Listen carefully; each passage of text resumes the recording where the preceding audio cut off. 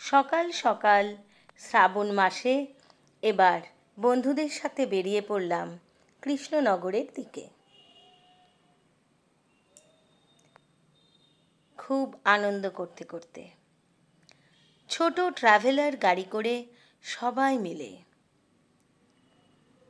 শুরু হলো আমাদের যাত্রা।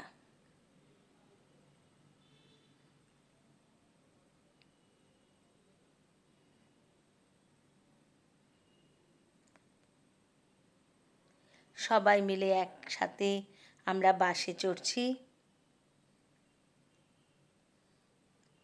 এবার চলেছি কৃষ্ণনগরের কাছে মাঝদিয়া নামক স্থানে এশিয়ার দ্বিতীয় বৃহত্তম শিবলিঙ্গ দেখতে। শহরের থেকে একটু ভেতরে, একটু জঙ্গল জঙ্গল জায়গাটা। না এলে জানতেই পারতাম না এত সুন্দর, নিরিবিলি আর এত বড় শিবলিঙ্গ আছে এখানে। জায়গাটি শিবরাত্রিতে একটু ভিড় থাকে, আর এই শ্রাবণের সোমবারে ভিড় থাকে। রাজ্য সরকার এবারে নাকি কথা দিয়েছেন এই পুরনো ঐতিহাসিক মন্দিরগুলির উন্নতির স্বার্থে সাহায্য করবেন। শুনে বেশ ভালো লাগলো। কত ইতিহাস, কত জায়গায় ঢাকা পড়ে আছে, মানুষ জানেই না। এবার জানবে এসব জায়গার ঐতিহ্য আর ইতিহাস।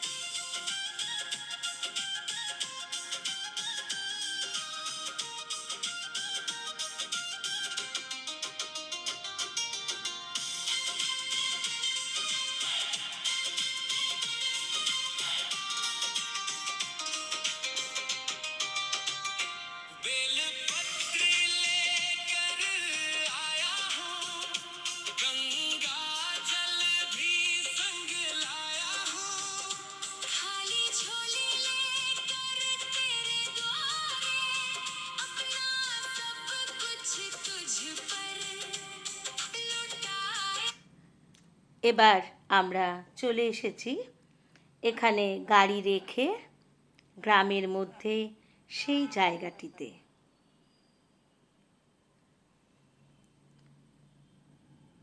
কি সুন্দর, কি অপূর্ব। মন্দিরের পথে আমরা সবাই চলেছি একসাথে। বৃষ্টি পড়েছিল পথে। এখানেও দেখলাম রাস্তায় কাদা, রোদের তাপ নেই, খুব সুন্দর ওয়েদার। মন্দিরের পাশে ছোট ছোট দোকান রয়েছে, যেখানে লুচি, তরকারি, মুড়ি, মিষ্টি সবই পাওয়া যাচ্ছে। আমরা পুজো দিয়ে এই দোকানে বসে টিফিন করেছিলাম।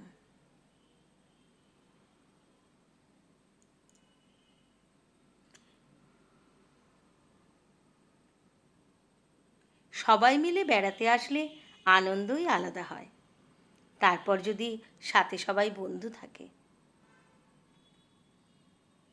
প্রত্যেক বছর এক একবার এক এক জায়গায় আমরা যাই প্রত্যেক শ্রাবণে। এটি রাজরাজেশ্বর মন্দির, যার উচ্চতা 120 ফুট।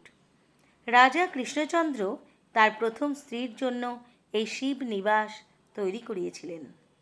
তখনকার দিনে বর্গীদের হাত থেকে নিজেদের সুরক্ষার জন্য তিনি এই জায়গাটি নির্বাচন করেছিলেন। নদিয়ার রাজধানী কিছুদিনের জন্য এখানে স্থানান্তরিত করেছিলেন বলে জানা যায়।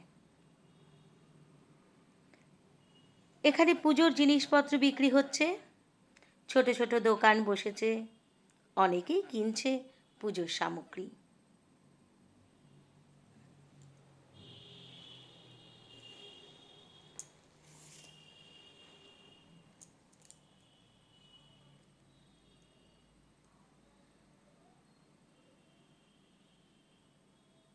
এই রাজরাজেশ্বর মন্দিরটি পূর্ব ভারতের সর্বোচ্চ এবং এশিয়ার দ্বিতীয় বৃহত্তম শিবলিঙ্গ। আমরা সিঁড়ি দিয়ে উপরে উঠলাম। এখানে এই শিবলিঙ্গের উচ্চতা 9 ফুট আর চওড়ায় 26 ফিট। এখানে শিবের মাথায় জল ঢালতে গেলে সিঁড়ি দিয়ে উপরে উঠে জল ঢালতে হয়। আমরা এক এক করে সিঁড়ি দিয়ে উঠে শিবের মাথায় জল ঢাললাম। ঠাকুরমশাই ছিলেন, আমাদের খুব সুন্দর করে পুজো দেওয়ালেন, অঞ্জলি দিলাম আমরা, মন ভরে গেল।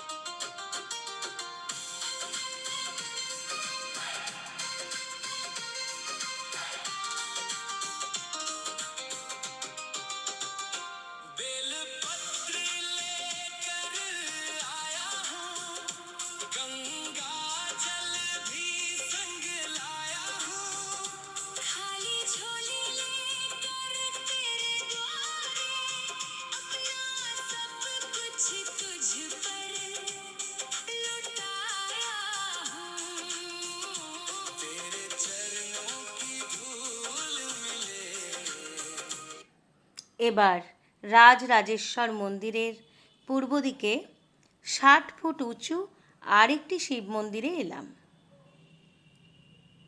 যা মহারাজা কৃষ্ণচন্দ্র তার দ্বিতীয় স্ত্রীর জন্য নির্মাণ করেছিলেন। এই মন্দিরটি রানীশ্বর মন্দির বলে পরিচিত।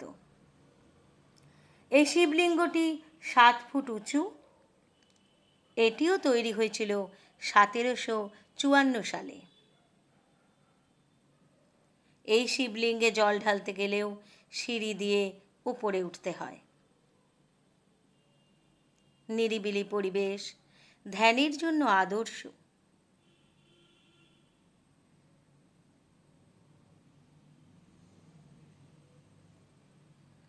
এখানে নাকি মহারাজা কৃষ্ণচন্দ্র 108টি শিবলিঙ্গ প্রতিষ্ঠা করেছিলেন, যার মধ্যে এই দুটি এখন অবশিষ্ট রয়েছে।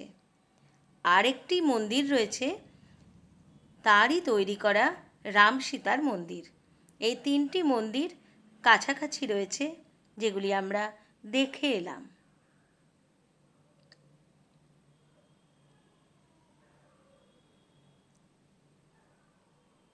এই রানীশ্বর মন্দিরের দরজা দিয়ে রাজরাজেশ্বর মন্দির দেখা যাচ্ছে। এবার আমরা চলে এসেছি পাশেই রাম সীতার মন্দিরে। এই মন্দিরটির উচ্চতা 50 ফুট। এটি পশ্চিমমুখী।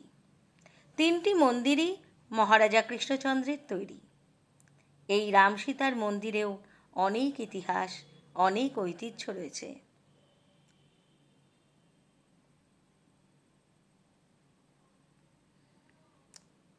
মন্দিরের ভিতরে ঢুকে দেখলাম কালো কষ্টি পাথরের রামের অপূর্ব সুন্দর মূর্তি, সাথে অষ্টধাতুর তৈরি দেবী সীতা, পাশে হনুমানজি।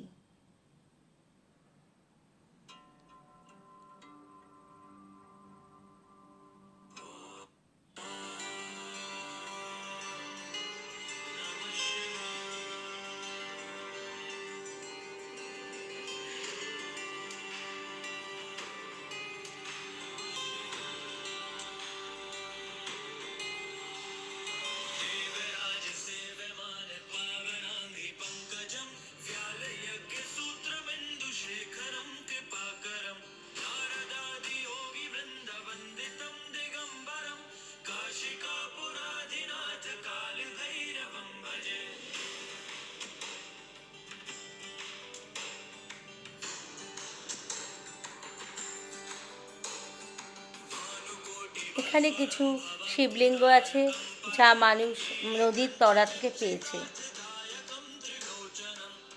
ঠাকুরমশাই বললেন। আর এখানে অনেকে মানসা করে নিজের মনোবাসনা পূর্ণর জন্য সুতো বেঁধেছে।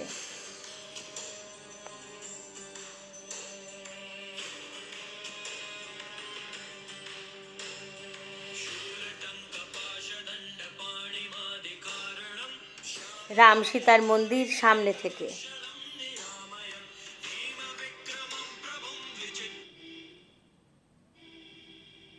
এবার আমরা ফিরে চললাম বাড়ির পথে।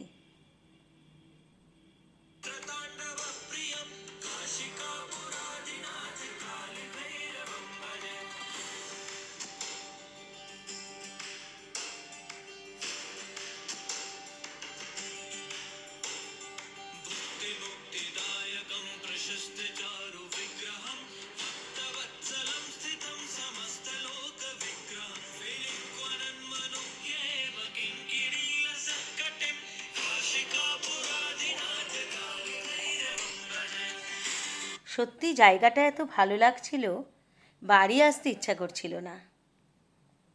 খুব সুন্দর পরিবেশ।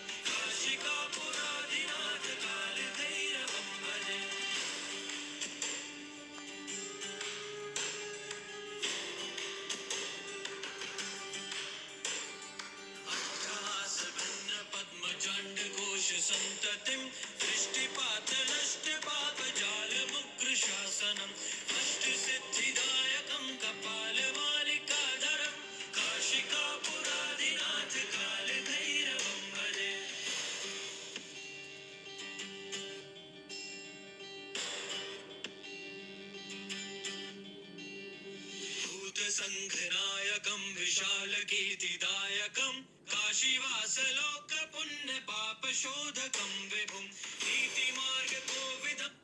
এবার আমরা আনন্দ করতে করতে ফিরে চললাম। ভীষণ আনন্দ করেছি সেদিন। আমার ব্লগটি ভালো লাগলে অবশ্যই শেয়ার আর সাবস্ক্রাইব করে দিও বন্ধুরা। লাইক আর কমেন্টে জানিও কেমন লাগলো।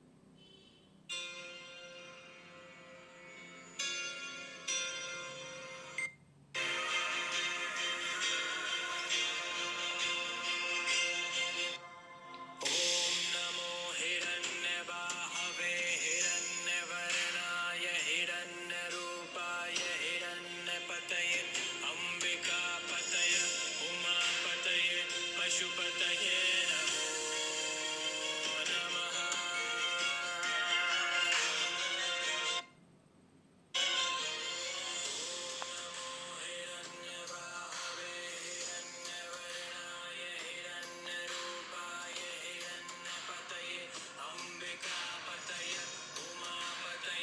पशुपतये नमो नमः।